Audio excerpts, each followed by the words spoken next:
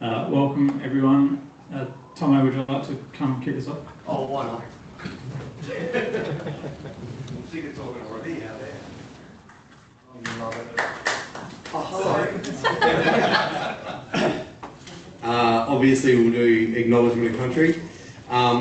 We acknowledge this land that we meet on today is the traditional lands of the Ghana people, that we respect their spiritual relationship with their country. We also acknowledge the Ghana people as the custodians of the Adelaide region, and that their cultural and heritage beliefs are still as important to the living Ghana people today. We also pay respects to the cultural authority of Aboriginal people visiting from other areas of South Australia and Australia. Thank you. That's right. All right. Yes. Come prepared. Obviously I'm not. One person speaking, avoid the background chatter. We are recording the meeting on Teams on my laptop at the back. So just to let everyone know in the room that we are recording. So please be respectful. We'll try and stick to time, avoid tangents. Please, open forum, share your experiences as normal. Don't be scared that we're recording the meeting. And find the correct decision. Be definitive. Yeah, very good, aren't they? Yeah. Oh yeah, my normal rant. These meetings. Votes and awards. Look, we're still chasing some award votes from December, which is not really very good from our perspective to Premier Cricket.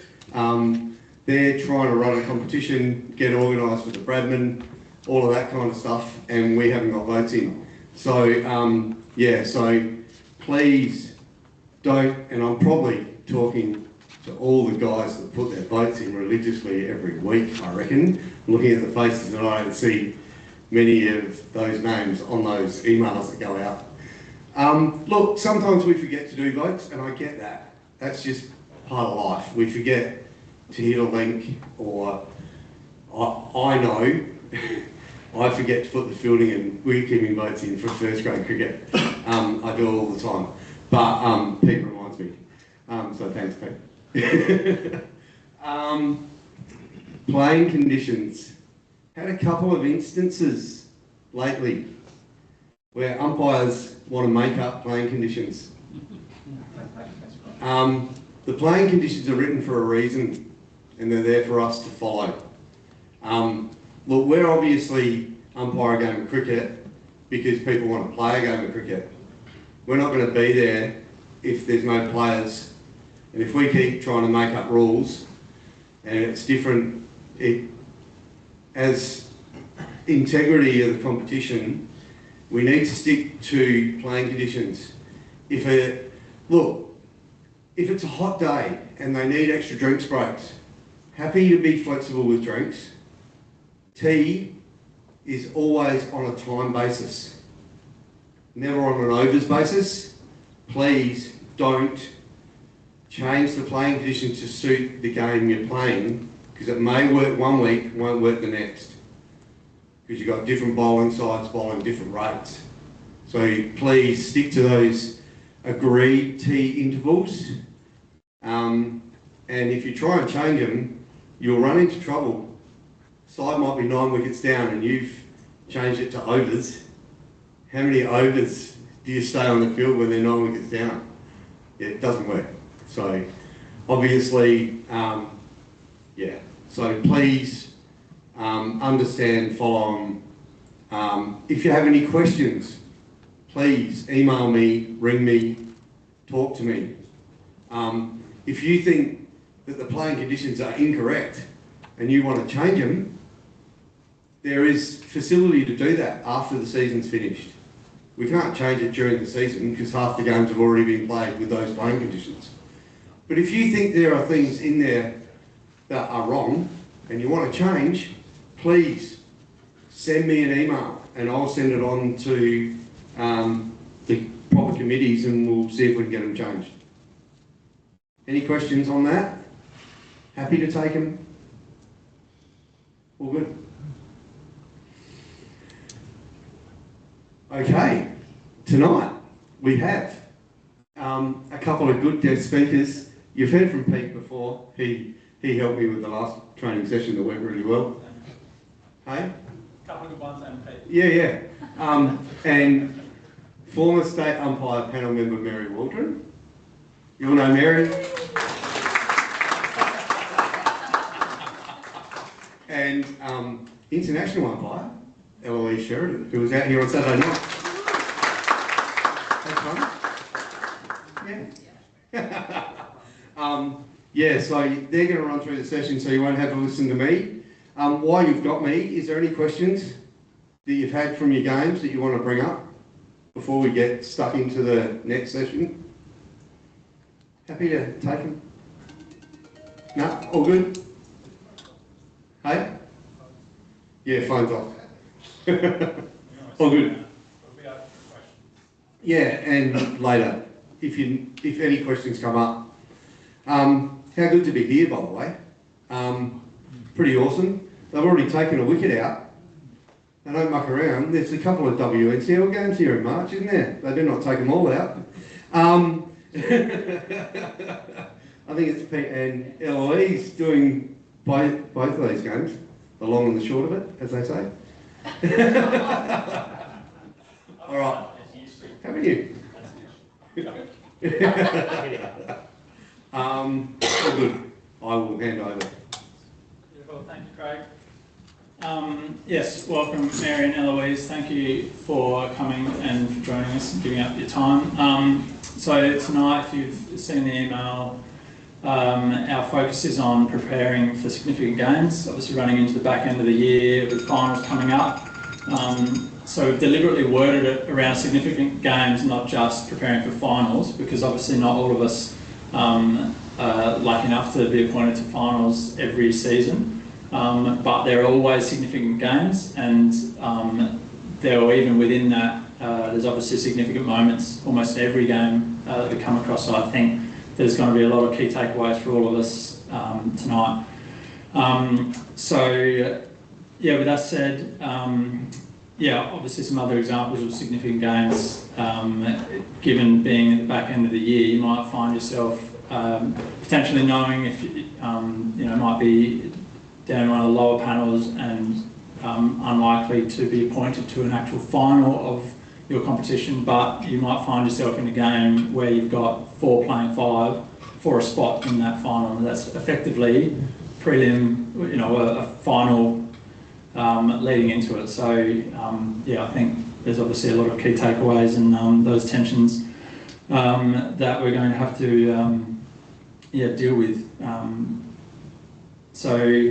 I just wanted to cover across before and Mary Eloise can jump in as they wish, but I'll cover on this slide and then you can hear from the ladies. But to me, going into these significant games, it's just a reminder to really nail the basics. It's not a time to kind of get to the back end of the year and start to become complacent around, I know I've had these teams or I've had this venue before. It's time to actually double down on all those basics in terms of reaching out to your partner before the game.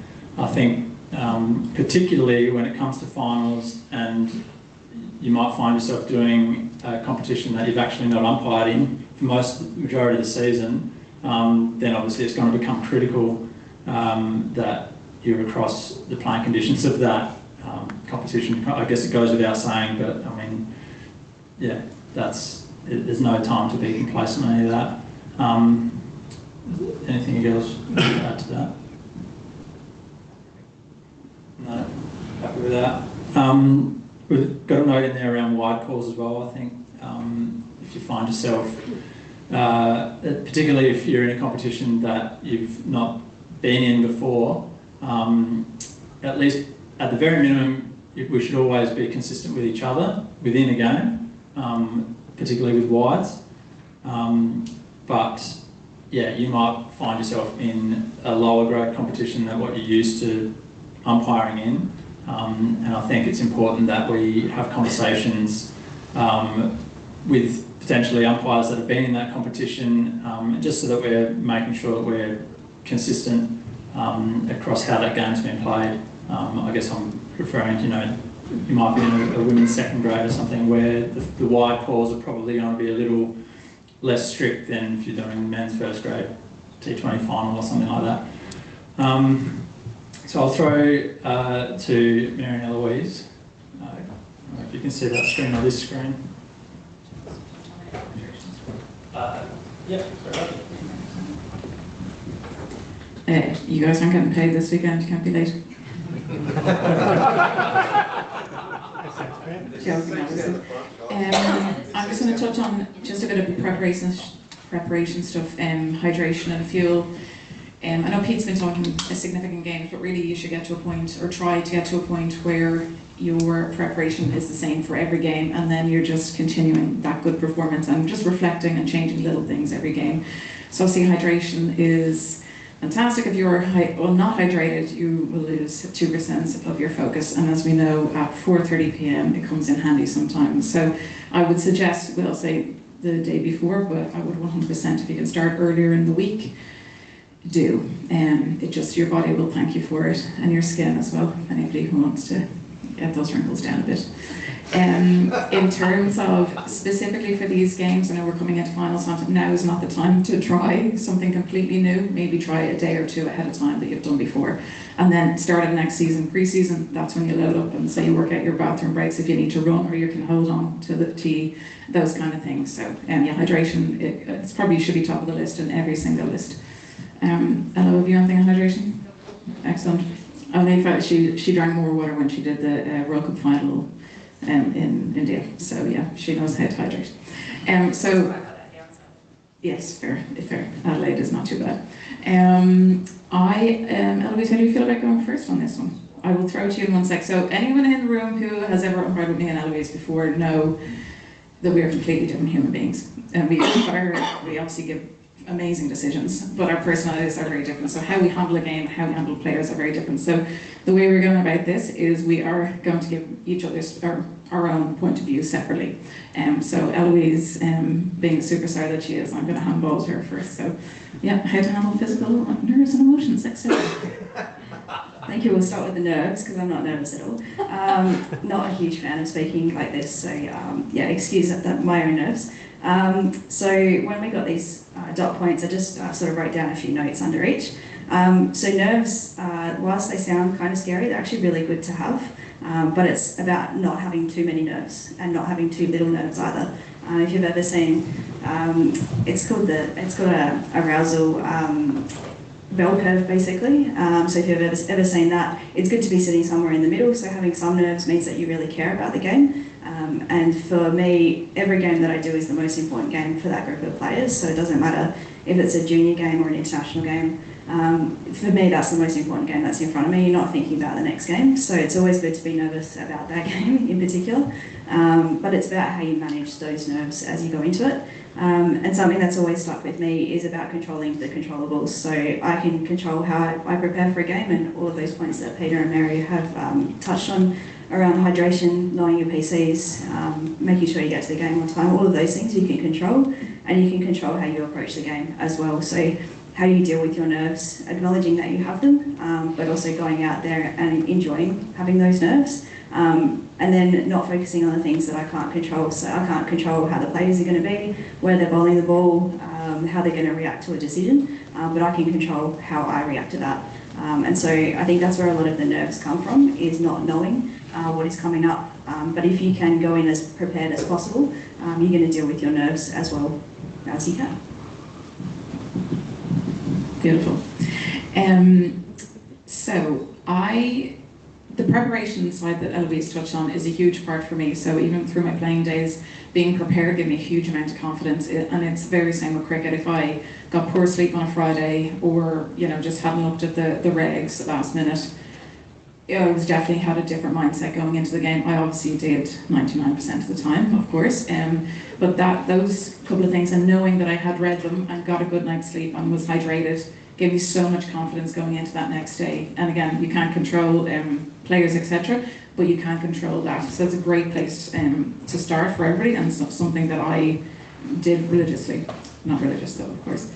In terms of some actual tangible things to do on the day when nerves are there, breathing is a great way. I know it sounds mad and you've probably heard it on all different things, but if you are just under the pump and the SH1T is hitting the fan, just take a deep breath. It really just calms the whole nervous system and will do you a world of good. If you can, 3 deep belly breaths, brilliant. You may not have time to do that when someone's screaming in your face, but absolutely take a breath if you can. Even before you go out on the day, just to kind of relax yourself into walking out onto the field. Another thing that I do pre-match in terms of I guess getting on top of any potential nerves is visualization. So I would visualize myself standing there. Someone's just bowled a ball, first ball of the game, and it's hit the pads. Obviously it's not out. Craig, is that right? Not out? But just putting yourself in that position already, and so if it happens, you've already done it. You don't feel that pressure as much. You've lived it. I think Pete touched on this at the start, and if you were doing, we actually did the first grade 2-day final last year, which was great fun. It went down to the wire, but I will say it's the easiest final that you can do because that's the grade that you do every week. So when you're down in second grade, third grade, as you go down, it's always a great honour to do a final, but being prepared by visualization for even just, meeting new captains. What am I going to say? I don't know this bloke from Adam. What am I going to, what am I wearing? What's my partner wearing? Those just little things that you don't have to do on a normal Saturday. And obviously that's specifically a final, but yeah, significant games are always good to have that extra bit of preparation. So yeah, 2 things I do: I breathe and I visualize. I guess I have to add examples now. Something that I would suggest is not having too many things that you have to get done. So I think cricketers can be really superstitious, and as a player, absolutely I was. As an umpire, I am not. So I get to a game probably about 60 minutes for a club game, but it'd be about 90 minutes for a domestic or international game. If I get there 85 minutes, that's fine. If I don't have everything absolutely lined up, that's okay with me as well. I don't have a specific way of doing things, because I found if that happens, and I probably did it early in my career, and then something doesn't work, my nerves increase tenfold, and it just makes it harder and harder to get out there. I will say the first probably 2 overs, I'm standing there and I'm shaking, so I am nervous, and I think it's just about acknowledging that, and yeah, just going with it, having a lot of fun. For me, I'm probably more nervous up in the change room and wandering around and talking more than I normally do. And then once I get on the field, it's like, oh, that's kind of my happy place, and enjoy being out there. So yeah, just enjoy it. One very small thing, but on that enjoyment, I think that's a massive thing for me, and hopefully for all of us, but I'll sometimes even force myself just to smile, because it's a reminder that it's like, you're out here to have fun as much as anything else. Like, if you're not enjoying it, then, and so the more significant the game, the bigger the moment within the game. Like, that's what we're there for. Like, to me, that's like, this is great. It's very easy for me to enjoy that. Hopefully it's very easy for all of us to enjoy those moments because we've done all the preparation. But yeah, that kind of, if you have to force yourself to smile, sometimes just remind yourself, how good's this? Like, I find that easy. It is. How good is this? We can go to the next one, yeah. But you can trick your brain into absolutely anything. So smiling is a great in any form or anything that's happening in your life. So bouncing back from mistakes, focus, routines, and process. I'm going to start with bouncing back from mistakes. I'll go first this time, sorry. There is a little bit of overlap naturally in these things, but bouncing back from mistakes. Look, we'd be naive to go out onto the field and not thinking we're going to make a mistake. I've always said good umpires are like good players. They don't let a mistake get in the way. I like to write in my notebook, and I try and write it down as soon as I can to stop myself dwelling on it. Of course, I dwell on mistakes, but as soon as it's written down, it's a great moment, so then I can focus, because most likely there's going to be something happening next ball. In game, it's something you can work out with your partner. So potentially, say it's a call behind and you've given or not given or whatever. If you want to know the answer, let your partner know beforehand. What you don't want in a final or a significant game is going to your partner and be like, hey, smoke that, you got that one wrong, and you didn't want that to have pre-game, because sometimes it's given and you didn't want to know, basically. So, and sometimes, I know it's for me, I'd like to know if I made a mistake so I can go around, park it, done. Is there anything I can take from that decision to make it better the next time? But that's just me. Everybody in this room is different. I had one in, sorry, I was going to say, it's, bouncing off mistakes is not that easy. So, you know, be kind to yourself out there, do your best. If you dwell on it a little bit, that is okay. I'm pretty good at putting it behind me. I was doing a second grade final, a semi-final, and it was like one of the higher ranked games I'd been given by SACA at that stage, and I was feeling pretty confident on my umpiring. I had given somebody a caught behind who was raging at me, who'd smashed it, so that was fine. I was confident that decision was a perceived mistake as opposed to a mistake. That was fine. Then day two rocked around, and Spencer Johnson, being very kind, he generally is, to be fair, and there was a kind of a half decision, and he turned around and it's like, oh, that's the second mistake you've made. And I just, whatever he said just really caught me, and I could feel myself, and I was like, oh wow, do not even like, I was fully starting to delve into the mistake world, and it was like still, games in the balance was still important, and actually that's when I drew on my breathing, and I was just like, just breathe, the next ball, it's fine, he's only trying to get under your skin, that is literally it. So I think I wrote about an essay from square leg in my notebook after that, but yeah, it happens, but all we can do is our best in that moment and have a few strategies up our sleeve. But yeah, good times. Thanks, Bono. I don't know where to go after that. Yeah, the guys will try and get under your skin, and they'll try and push you, and you just kind of have to move on, really. And I think the more experience you get in those situations, the better you will get at dealing with it as well. My first line is very similar to what you had. I said, well, we all make mistakes, so don't expect or hope not to. Everyone's going to make a mistake. I guess I'm pretty lucky. A lot of my games, I get immediate feedback about whether I'm making a mistake or not, and everyone just moves on, which is great. But not everyone has that ability to have that in a game, so it does make it a little bit more difficult. You get players, you know, suggesting that you've made mistakes when you and your partner know that you haven't. But going back to, if we do make a mistake, just accept that it has happened. And for me, it's about going back to focusing on my routines and my process. So I've worked on those obviously over the last 10 or so years. So making sure, going back to sort of how I'm standing, how I'm working in between balls. I've got a little catchphrase that I repeat, like a little mantra, and I actually do some breathing as well. So calming my heart rate down. You're going to make a mistake. It's similar to the nervous stuff. Your heart rate's going to spike at that particular point. So it's about how do we regulate that and get your heart rate back down. And for me, going through your processes, it's really the whole game. Like, you're going to have a good game if you're doing your processes. You're not going to build on that mistake by making another one, because you've gone back to what has worked for you in the past. I also really like to work with my partner more, so if I know I've made a mistake, I'll talk to my partner and say, I just need a bit more eye contact for the next few overs, and that will just help me out a little bit more. Generally, and I think we come to working with your partner, but generally I have a lot of eye contact, but if I have made a particularly bad error, I want a little bit more just working with my partner, a bit more smiling, just trying to get back to that enjoyment of the game as quickly as we possibly can. Keep going, this is good. Yeah, release your eye contact. Can you expand on that? What do you mean by that? I'm just going to repeat that for the recording. It's by eye contact. What do we mean by eye contact? So I'm someone who, and these guys can probably attest to, I'll probably look at my partner at pretty much every ball, just because it's sort of part of my routine now. It doesn't matter if my partner's not looking back at me or not. But after I've made an error, I would probably say to my partner, can you just give me a little bit more in terms of eye contact?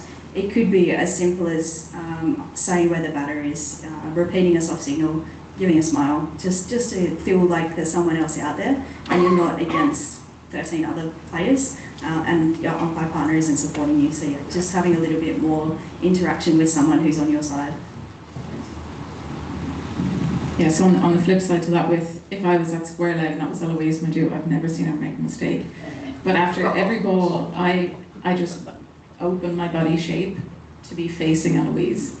So she's ready to receive a signal from me, and I'm ready to give a signal. And like that, if I know that about her, I'm ready just to give her that kind of little gentle thumbs up, little nod, whatever that reassurance is. Now, we've umpired plenty together, and we know each other pretty well. That doesn't come easy, but again, that's a communication thing before the game with your partner. But I would suggest the start of next season, if you don't already have that in your routine, just practice it. Here you are at square leg, ball's dead, just open up slightly, face your partner, and then you're ready with the no ball, one short, whatever soft signal. You're already ready, and your partner's already looking for that information.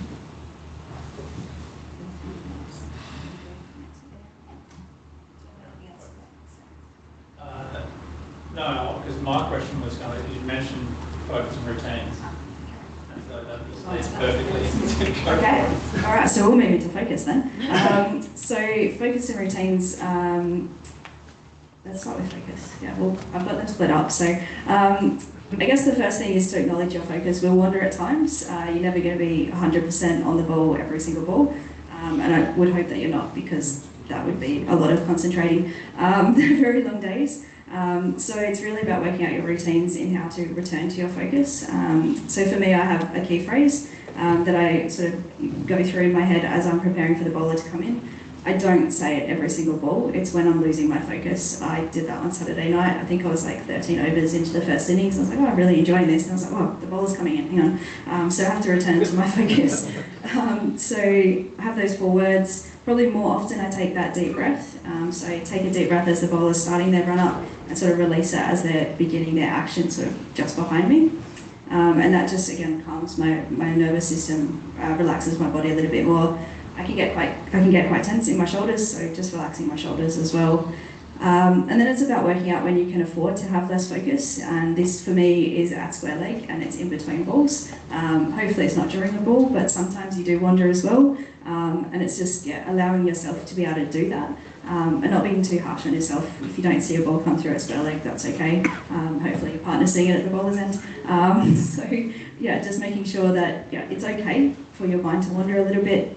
Enjoy the game. You might think about your shopping list for later as well. That's also okay. But then working out how you get back into your focus. Shocking ones on the menu. So focus for me is completely interlinked with routines. So hopefully in every single training session up to tonight, Craig and Peter have been beating routines into you. So routines are there for when you lose your focus. So your body's just on autopilot, and you just go about your umpiring business and give them out when they're out. The only thing I can do on field, apart from being hydrated obviously, is self-talk. So a little similar to Eloise, at that moment in time during a game when you can kind of maybe feel yourself drift, or when you are likely to drift. So I do it generally, if a bowler moves from over the wicket to around the wicket, I'll just remind myself, okay, where is it pitching? That line has now changed, or doesn't exist, or whatever. I need to tell myself. So that's good, because it's just that change. You might have been looking at, somebody going right arm over all day, and it's just that little subtle change. So that's mainly when I do it. And then sort of that kind of later on in the day, not so much, when yourself when the game is absolutely flying and you have to be on and you're carried. It's when that game is drifting and it's coming to a draw and you're like, everybody's thinking about tea. That's when the self-talk really kicks in, and why are we going to these? To be better umpires, and so we demonstrate that and ensure that we always stay professional. But yeah, you definitely, and probably people could be different for each individual, but once you recognise those times that you might drift, that's when the self-talk can come in handy. Peter, do you have anything? I have a question for both of you, and you can choose to let it go through the keeper, but would you be willing to share what things you say? Like you said, there's 4 words. No, that's okay. No, that's fine. Personal for everybody, but I just thought it's helpful. Would you? Yeah, I'm very specific, so I don't have a mantra. But I would literally say, okay, it's now pitching outside off instead of outside leg. I'd be really specific. Or if it's kind of getting towards the end of the game, I'd be like, okay, stay with it. This is when you might lose your focus. I should have added, I would really make extra effort to keep communication with square leg as well. Even if they're not looking at me, I'd still be waving or thumbs up or whatever it is needs to be done, just to keep myself. So I don't have a specific mantra, but it will be specific to the moment in the game. I won't share my mantra because it's for me, and I'd encourage you to come up with your own. But I have 4 specific words. They're just words about the game. They're not necessarily a phrase. And so for me, I guess it's a bit of a tempo thing as well. I can repeat those 4 words, and it goes in a particular sequence. And so that's just reminding me, okay, I've got to focus here, and this is what I'm focusing on. But yeah, I'd encourage, if you don't have something like that, just to remind yourself, have a phrase or a word that will sort of move your focus back into what you need to be focusing on. I think it might be Craig is the greatest human. Is it? I doubt it. Yeah, I can't. I'm not an accountant. Okay, so jump into routines in person. Yeah, perfect. So I've kind of covered off my routines and process because I just couldn't possibly walk onto the field if I didn't have a routine. I would be completely lost. I actually did a game with Michael before, and I forgot my little pencil case with my stuff, and I had to count with coins, and I was like, it was awful. So yeah, I obviously like my routines on the pitch. In terms of my own personal routine, I think Eloise touched on it, you can't be too rigid in things, so my routine does evolve. And what I would not do is change something large in my routine coming into this time of the season, in bigger games and into final series. I would reflect after the season and see what might need to go into my routine for the start of the year. And if it needs to be something small, I could do that in a week. If it's something big like a positional change, that could take half the season. So yeah, if you are thinking of it, yeah, maybe a small little change, like drink more water on the field. But yeah, leave anything larger to pre-season and into early season. I'm sure all the coaches will be happy to see those in your match goals every week. But yeah, I'm not changing the wheel on this one. Yeah, as Mary said, we've probably touched on quite a few of our routines and processes, but it can be as simple as stepping in and out, so I'm sure a lot of you do this already. But before the match, I'll mark up with my partner my centre line, and I'll mark a few different distances from the stumps as well. And I actually do it a little bit differently. I have a cross, and so normally I'll start sort of on the cross, and then depending where the ball is coming in, I might go slightly back or slightly forward. And then it's about stepping in and out of that box as well. So when I'm on, I'm sort of imagining that I'm in an imaginary box. And then in between balls, I'll sort of step out of that box, open up to my partner, and then move back in. So it's kind of like you step up into the box and you step into that particular ball and return to your focus. And then when you step out, you're out of that focus as well. Obviously, I've already talked about my key phrase and having a deep breath as well. And I don't change my process depending on the level, so I will always still watch the front foot, even though I've got auto no ball in a lot of my games, just because I like to keep the same process that I've always had. I tried it in my first game not watching it, and it just totally threw where I was looking at the ball, because I was so used to looking at the front foot and then where the ball was coming from, and so I keep that same process. It also helps me because I know when they're probably pretty close to the front foot as well, and when I'm expecting a no ball to be called. And probably the only other point I'd make is that routines do become second nature with enough experience, and they will evolve over time as well. So the routine that you have now is probably not going to be the routine that you have in 2 years' time, and same for me. The routines that I have now will evolve over time as well. But the more that you do them, the more second nature they will become, and it will just become easier to be out there because you're not worrying about where you're standing anymore. You're just, okay, I'm going to step up here. Okay. You'll get to the point where you don't even think about it, and you're stepping up into your spot and getting ready and preparing for the next ball. Were there any questions about any of what we've covered so far that anyone would like to throw out there? No? We're doing very well. I was going to ask what specific routines you had, which you've already covered quite well, which I think is good. One thing that I know that I might add is around, I guess, and it kind of covers back across all the points in terms of routine, is around kind of grounding myself. You talk about stepping into the box. I think something I'll do, especially if I feel like either my mind is wandering or it's kind of big moment or the nerves are getting to me. It kind of, like I say, kind of covers a lot of that. But even just feeling my toes in my shoes, it's just any of those just grounding techniques, with covered breathing and a few of those things as well. But I think those can be really helpful to keep yourself in the now, because that's the stress and the nerves is when you're either reflecting back at something that's been, like an error or something that you're kind of trying to replay in your mind, like, did I get that right? Or even sometimes I find myself reviewing just kind of nothing happened. Like the ball was in the LBW zone, but it was hit out to square leg, and you're like, oh, if you missed that, what would have I done there? And then you can find yourself, and then if you're not careful with it, and you're not going back to your routines and your processes, then your brain can get stuck on this. Now I know I can get stuck down that path of I'm just floating along, still thinking about something from before, and I think that's where,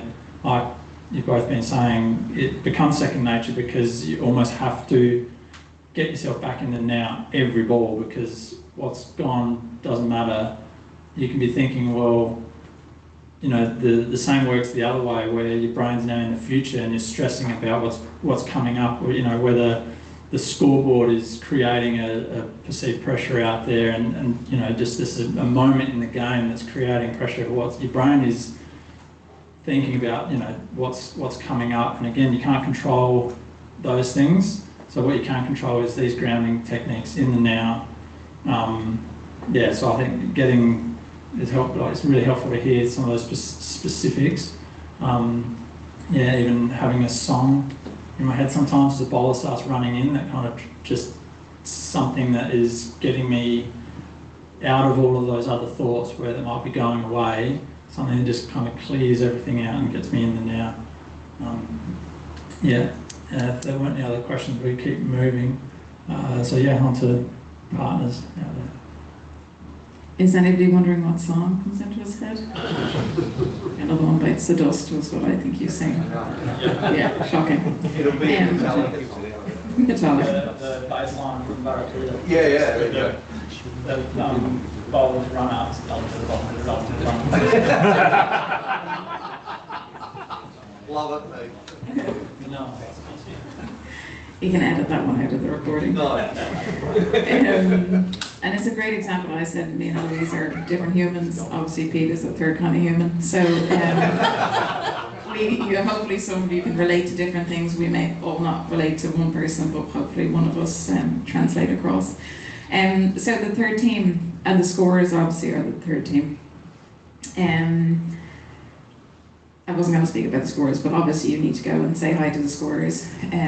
They are integral to your third team, especially when you are doing a game that or in teams you don't normally do. Great place to start and go building relationships, because they most likely are there every weekend and can tell you all the answers you need to know. 100%. Every single break as well, last thing we want is a significant game and there being some dodgy scores at the end. We do not want that. In terms of supporting partner, we've touched on it heaps already, and it's just so important in those games. And being aware, and now you are equipped with this conversation, I expect you all to have these conversations before your next game, saying, what do you need when we're under a little bit of pressure? What do you need me to give you from square leg? What sort of information can I help you with? And just preempt that as well, I think you're all in this room because you want to be better umpires, and that will make you a better umpire, better team, better results. Preempt that. After every single ball, I turn and look, as I mentioned, I turn and look to my partner, whether they're looking back at me or not, is irrelevant. I don't break my routine, so I'm ready to give whatever information is needed. Certainly in those games, if you put yourself in the shoes of whoever's at the standing end at square leg, most obvious leg by in the world, I would still turn and just tap your leg a little bit, just for that reassurance. Nobody wants to get a leg by wrong or something simple in the first few balls of the game, so just over communicate, if anything. Just be that good supportive partner, and work together. In terms of, sorry, I kind of got into the soft signals a little bit, non-verbal comms. It's all good.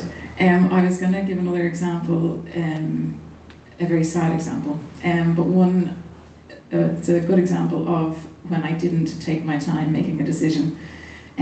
So if needs be, and something, it's not a significant game, every game, if something's happening and you're not sure, just get the ball, walk to your partner, take a deep breath and go, what the hell just happened? Me and Eloise were doing a game, Waldron and Oval. She's like, which mistake was this? She makes plenty. But it was a second 11 T20. Like, the lads are so well behaved in those second 11 games. It's not easy, but it's one of the easier games. Anyway, Guy was run out by about half the pitch. I was at the end making the decision, and I didn't see the bowler take the bail, so I was like, not out. And I don't know why, mind you, but what I should have done in that scenario is just said, one tick, just give me the ball and walk towards Eloise. I would have been very happy for her to go, yeah, he took that cleanly and he was out by half the pitch. Why I didn't do that, I have no idea. But it's a good example of a time where I didn't take a deep breath and just buy myself some time to make that decision. So it's a good reminder, and you're welcome from learning from my mistake. But he was, by the way, he'd ran past me, he was nearly running off the pitch. So there was several indicators to me that he was indeed out, but I chose not to take any of them on board. But you know, these things happen. But yeah, that's enough throwing myself under the bus for now. In that situation, that example, Yeah. can you reverse signal and then walk to your partner? You see the guy behind you. So I was just asking if I can reverse my decision and then go to my partner. I think I in that scenario, I let it went so long that it was too late for me to reverse my decision. If it was instantaneous, I think so. But in that scenario, it was just too long till I kind of got all the information into my head and gone, actually, he was probably out comfortably, and why did I not do that? So I would hesitate generally to change your decision, but in that scenario, I potentially would have, had I done it immediately. Yeah, so I guess, yeah. Would you like to say anything on that? Just that I have no recollection of this whatsoever. I'm sure it was me that went. Would I change my decision? Potentially, if I came to my partner and they said that was absolutely out, what are you doing? Yeah, I probably would. I think it's about getting what the game expects to happen. Yeah. So if the batter is out, everyone knows they're out, and you're giving them not out, then yeah, I'd probably be comfortable changing it. But as Mary mentioned, if it's a really long time in between, you probably have to go with what you've done and just own it and sort of move on. Yeah. Yep.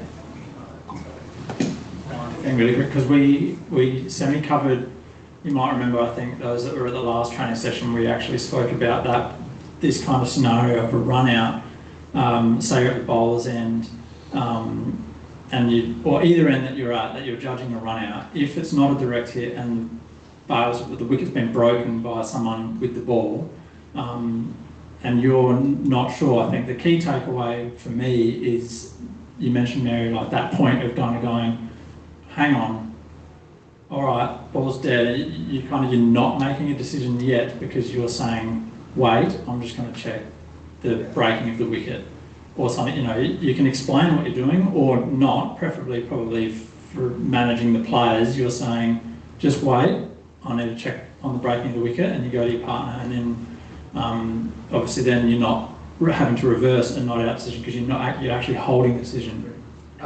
Pete, I was just going to add then, I don't think you need to be specific why you're talking to your partner. I think you can just say, just hang on and just walk towards your partner, and then you can have the discussion. I don't think you want to create any more discussion around yourselves in that instant. I think you just want to talk to your partner. Yeah. Because you don't want feedback from the players that might be perceived as interfering in your decision. Yeah, so you that's have to be a great very point. specific. Yeah, better not to offer any information as to what you're going to discuss with your partner. I think the key point is you're not making a decision, but you're making decisive action through your body language. Yeah. You're going, hang on, like it's strong body language, get the ball, go to your partner. You know, it's not I don't know what's happened, and you're freezing. and then you're trying to recover afterwards. No, you're still being decisive. Yeah, it's Spot on. it's that moment of going. I think that's a great point. Not to harp on the that situation which you brought up. So yeah, fair enough. But yeah, that reminder just to, we can buy ourselves time on certain decisions. You probably wouldn't want to be doing that for LBWs or most other decisions, but was there another question? Sorry. No, I was about to ask the same thing. Only for which scenario would you discuss with your partner and reverse your position? Would apply only to the wrong side? So the question is, which scenarios might we stop the game and consult with our partner? I'm going to throw to you, Eloise. Probably run out stumpings, like a fair catch or a bump ball. Not an LBW, or not a court if you're wondering about the edge. I wouldn't do that, that's your call. So yeah, anything else that your partner might have a better view on. Yeah, the only ever time I've done it in a game was with Craig, and it was for a run out. But yeah, the less said about that one, the better. How was I ever on panel one? Jesus. Yeah, the less you do that, just the better. It is one of those things. Yeah, go for I it. got an obstruction of the field as well, when there is a handle on ball situation. Two of the matches where we had to communicate each other between our partners, and we have to make a decision as well. But still, the last one was quite satisfied. He was, disappointed with the decision, but later on he communicated. You haven't given a decision though. You came together and then gave a decision. And we went to Yeah. perfect. Sorry, so the point there was he had occasions where there was out obstructing the field and he came together was part, but he hadn't given a decision first, so that's the absolutely right process. Yeah, perfect.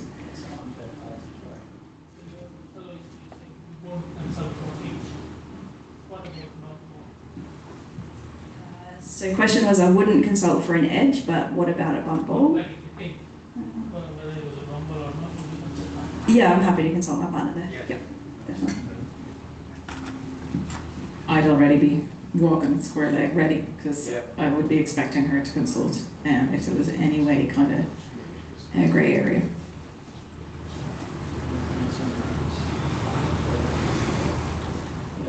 Any other questions, comments? We got more fun stories.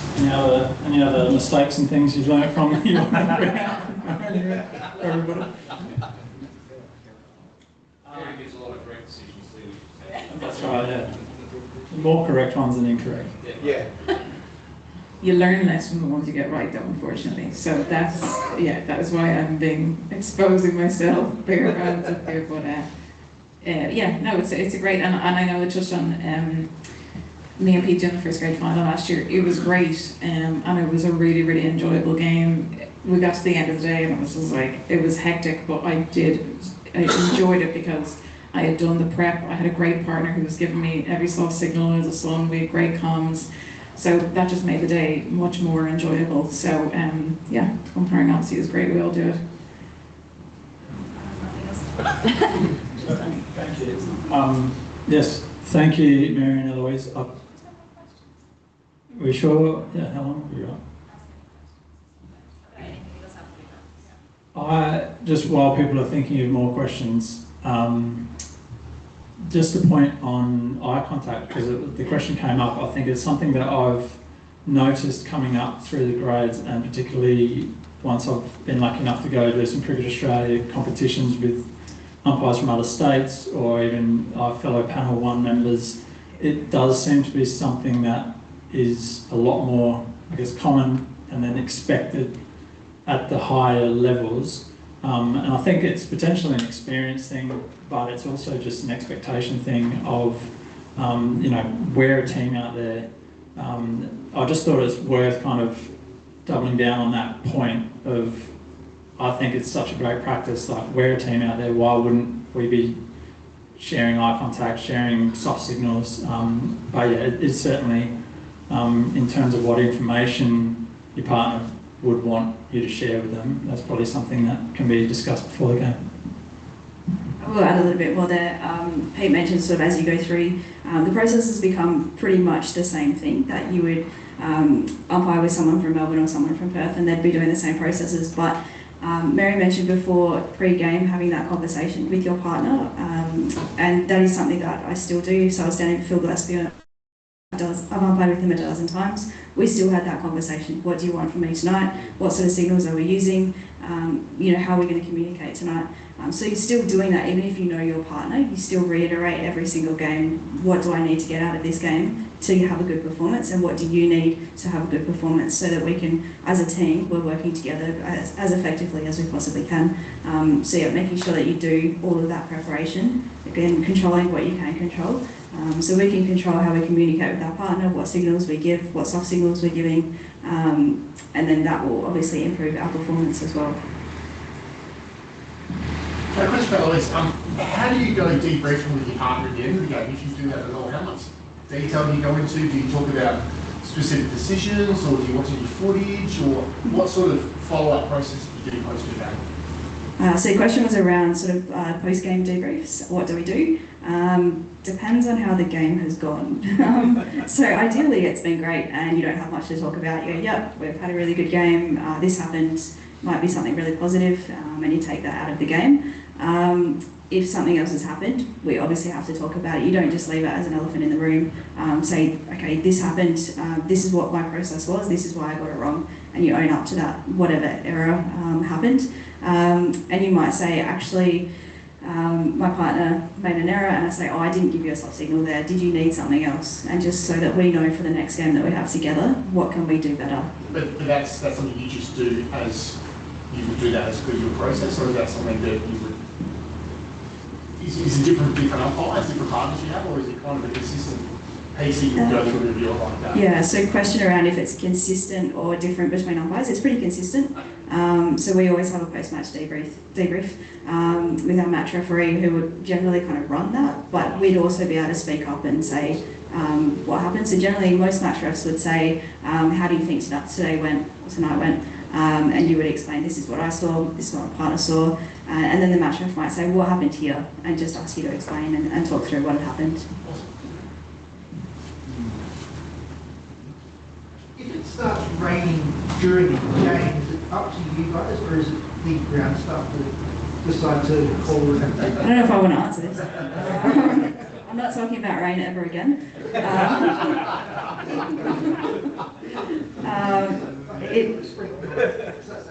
It was sprinkling on Saturday night. We radioed up to our third umpire and said, is there anything on the radar? And she said no, so we decided to keep playing. And it wasn't really that heavy anyway.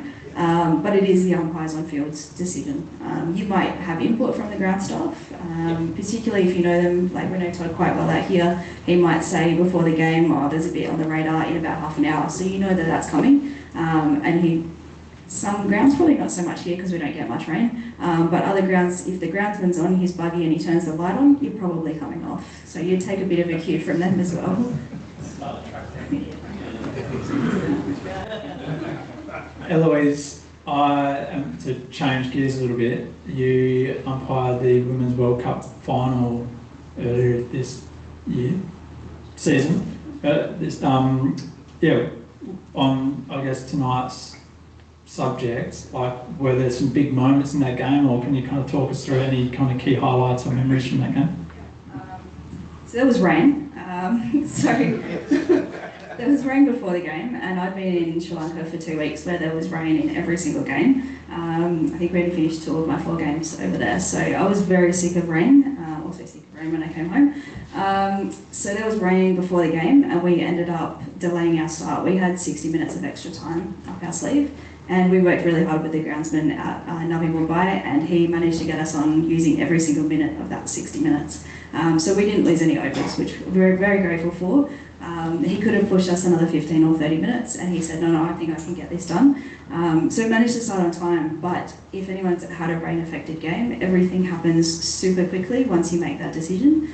And we still had to do anthems and all of this pre-match presentation stuff. I think there was a singer as well, so they had to do all of that.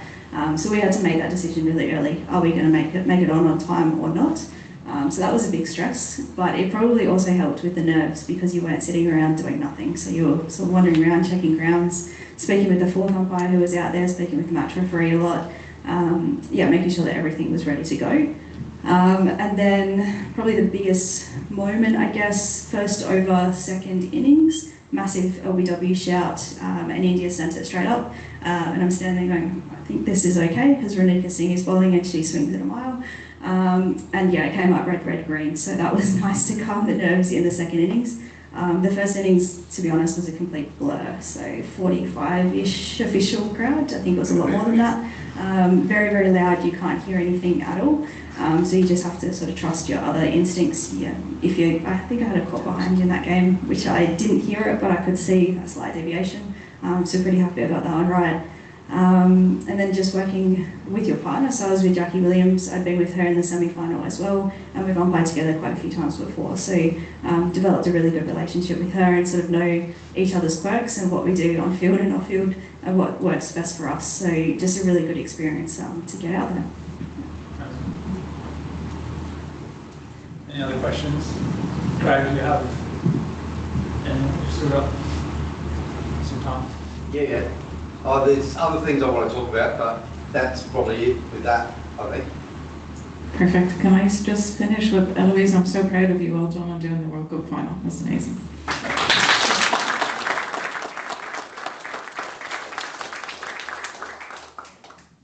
And yeah, thanks to Mary and Eloise. We can keep that going because that was very helpful. Thank you.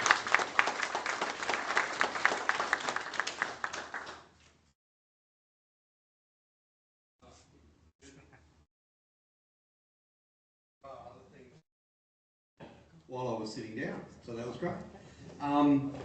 Obviously, those waiting for Sunday appointments haven't got them yet because I'm still waiting on a few things, getting my ducks in a row. So they will come out tomorrow for Sunday. Obviously, we are already into finals because it's under 17 semi-finals on Sunday. And it's important we get the right people on the right games. So there is a number of things that we need to get right before then. You might have noticed there's a little bit of an issue with Moss at the moment and your signing. So if you have any issues whatsoever with Moss, send me an email. Do not ring me. Please send me an email and I will send you a reset password because it seems to fix it. If I send the reset password, not if you request one. So if you are having trouble getting into Moss, please email me. I will send you a reset password. Please follow the bouncing balls in the email and do exactly what the email says. It's important to try and get it right. Yes. Any questions for appointments? Because we have Ray Sutton Shield quarterfinals next Saturday. So there is nothing in the program for Ray Sutton Shield next week, but there are 4 games. It's the top 8 sides will play off in knockout finals. So obviously we have to have the umpires that we think are suited best to those games. So there's going to be a bit of toing and froing with appointments in the next few weeks. You may be umpiring a grade that you haven't umpired before. So again, what our 3 esteemed talkers were talking about, you need to know the PCs for those games. Really important. If you are a first grade umpire and all of a sudden you're thrown into a Ray Sutton Shield Grand Final, which may happen, which may not. I'm not preempting anything there. But you have to know the under 13 regulations. And you have to know, as Mick Shepherd found out on the weekend, that they are really bad at bowling overs on time. And we had an umpire coach dinner last Thursday night, And it was probably the biggest topic we talked about, was juniors getting through their overs on time. They are terrible. We will bring this up with Premier Cricket, and from what I can gather from talking to all the umpire coaches and the umpires that umpire junior games, a lot of the problem lies with the coaches wanting to talk to their players about a lot of things. And it may be you are the only umpire on a game and the batting coach is at square leg and he wants to tell the batter how to bat during the game and hold the game up. So we have to be a little bit flexible with it. Yes, Mick? And also just to be mindful that the captains, especially in grade Sutton, they're 12 years old. Yeah, So correct. they're learning their craft as well. Yeah. So help them learn their craft. And we don't want to discourage them from playing cricket. Because usually, if you're an under 13 captain, you've probably been picked because you're the best player in the side. You've been picked as captain. When you get up through grades, a lot of the time it's not the best player in the side that's the captain, it's the best leader in the side. But that's already been established because they've played so many grades on the way through. In juniors, they're probably picked as the captain because they're the best player. So we want to encourage them to keep playing cricket because they're good cricketers and we want them to get to the next level. So we want to encourage them and help them manage their troops, so to speak, to get through the overs. So we need to work with them and the coaches need to help us work with them. So it is going to be a conversation that we're going to have with Premier Cricket around that. Yeah, because the over rates is quite a problem, I think. And I'm seeing a lot of nodding heads in the room, so yeah. Any questions on that? So a lot of the time you might have put on the 15 age group, might have 5, 6, 7 kids who might be captains of their own sort of club team, and then you get 5, 6 kids doing field changes. Yeah, and they all want to have an opinion on where the field should be. Yeah, so you have to manage that on the day, and you have to go back through the captain, but I think a lot of it is establishing a rapport with the coaches. If you can get the coaches on your wavelength, I'm not saying tell them what to do, because if you try and go that approach, they're probably gonna not be happy with you trying to tell them what to do. But if you can help them achieve the outcome that you both want, then everyone's happy, aren't they? Hopefully. So please be patient. Sorry about Sunday appointments not being out yet, but we just want to make sure that everyone is getting the semi-final and final that they should be appointed to, is what I would say. Now, obviously, with finals coming up, this is another thing that came to mind. You will be doing other association finals.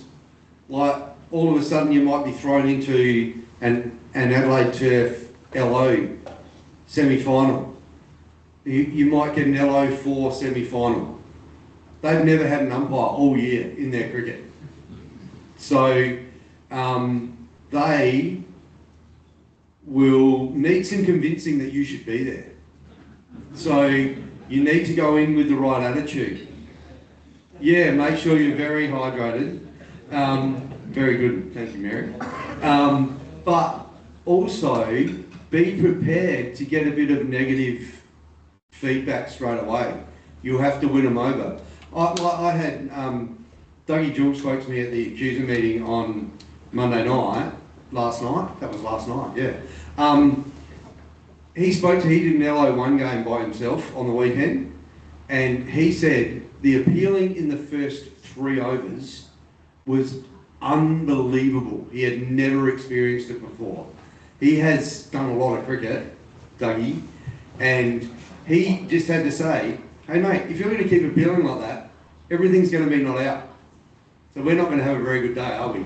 So you can stop screaming in my face and we can get on with the game, please. And it worked, but he didn't do it in an aggressive manner. He did it in a really Dougie manner, and everyone knows Dougie. He hasn't got a nasty bone in his body. So, yeah, so he worked with the captain to stop him doing that.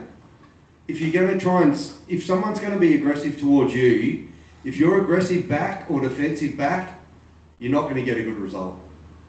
So you need to go with it a little bit. Yes, Michael? Yeah, I'd be lucky, Craig. I've done a couple of LO finals and stuff, and most of the time they've been happy to see an umpire because they're not going to get the hometown decisions when they umpire themselves. So yeah, spot on. They've got a chance to get an LBW, that's why they appeal. Yeah. But please, when in doubt, not out. Yes, okay. The same thing happened, I experienced this Sunday with Metzger again, because they were on the 14th, and the level of Premier cricket and then the way they appeal is way by far different, I found, because that was my first year.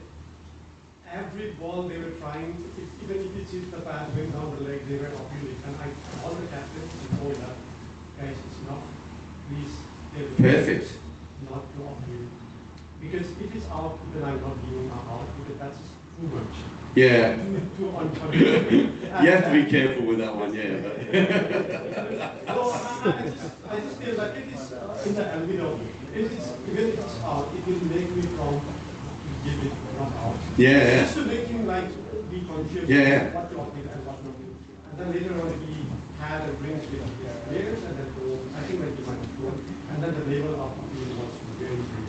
So that's how I can find out the level of Premier cricket and learn some other juniors.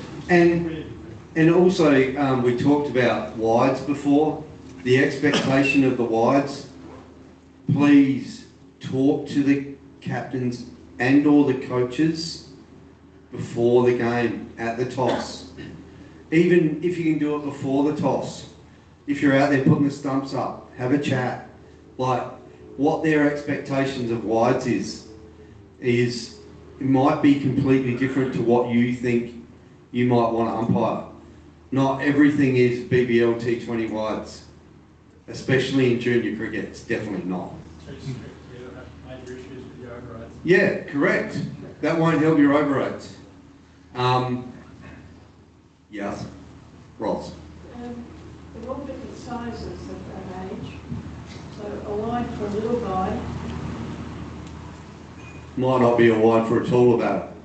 Yeah. Yeah. And they are batters, by the way. That's the right terminology. Yeah. Yeah, no. You need to be aware of that. Just like a short ball for a tall guy is different to a short ball for a shorter guy.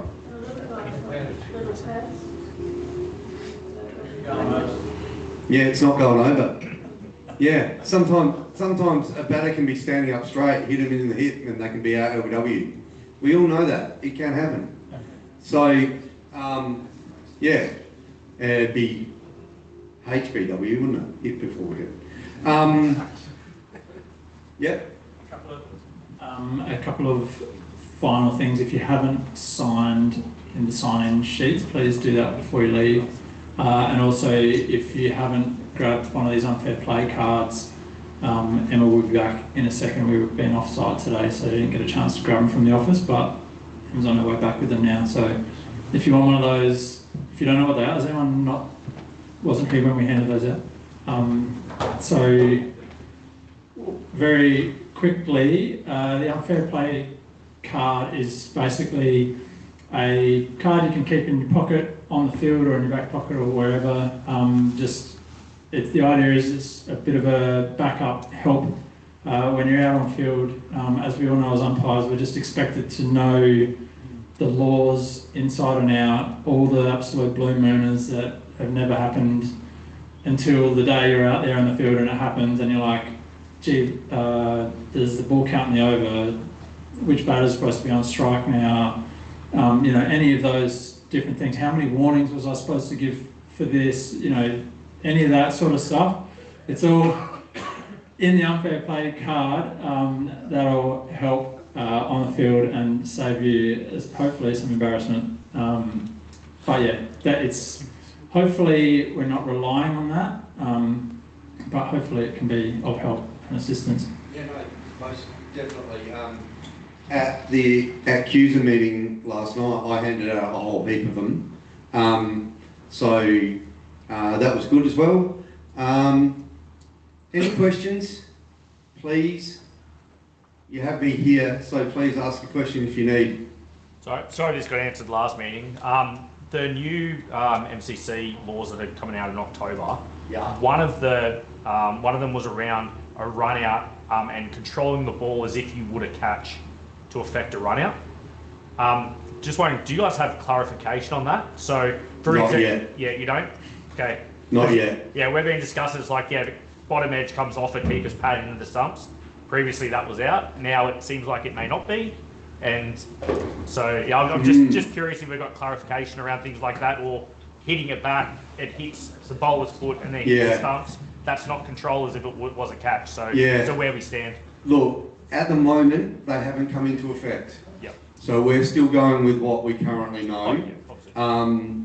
It will be a big pre-season next year because there are a number of changes in there. So we will definitely have to look at them. I'll be honest, I have not looked at them in detail yet. So, I just thought of another thing. If you are available to do the Para Districts finals that I posted, I'm still looking for a couple of umpires Friday night. You may have availability in there and I'm not, and I didn't think that you wanted to do them, so I didn't appoint you. So please send me an email if you're willing to do them and you live up north. The games are very north too. They're Virginia, Salisbury West, so be aware of that. Two wells. Two wells. So they are a fair way out. So before you put your hand up, make sure you're willing to travel to them, please. And there'll be a number of junior finals coming up. Western Suburbs, juniors, finals will be coming out too. Anyone else want to talk about the finals process and how we do it? If you've got any questions, please ask. So what would happen if a match gets drawn in the final or semi-final? So how do you decide? Say, for example, 2 days game, and what the team draw, how would you decide which teams will win? We don't decide. The competition decides. Yeah. So if it plays out a draw and rain makes it a draw, usually the top side goes through, or the top side is awarded the winner. Don't please make up playing conditions and play a super over when the super over doesn't apply to that competition.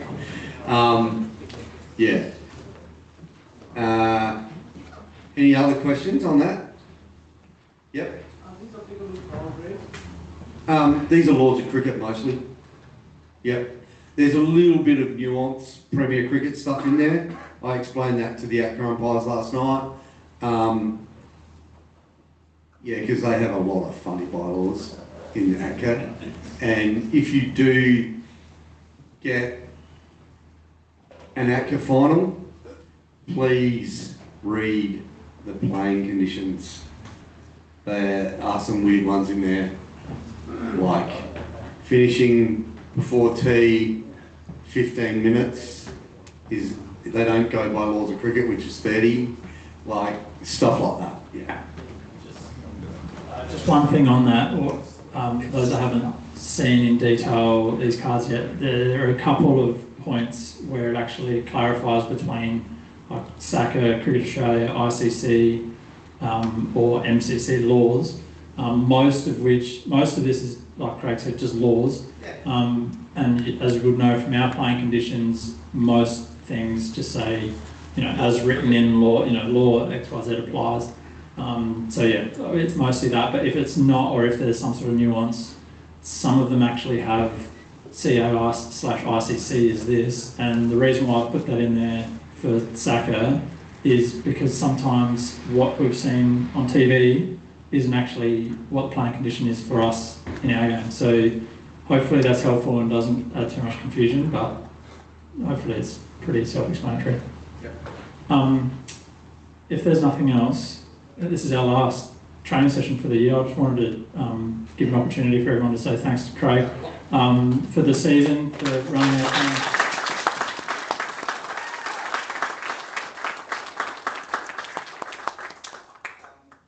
And one last thing that I just thought of. If you are available to umpire and I haven't appointed you, don't just think I've just left you out. Please let me know that you haven't got a game, because sometimes the system will tell me you're unavailable and you're actually available. So please let me know if I have not appointed you and you're expected to get an appointment. Thank you. Not to finals. Yes, yes. There are a couple of rounds left.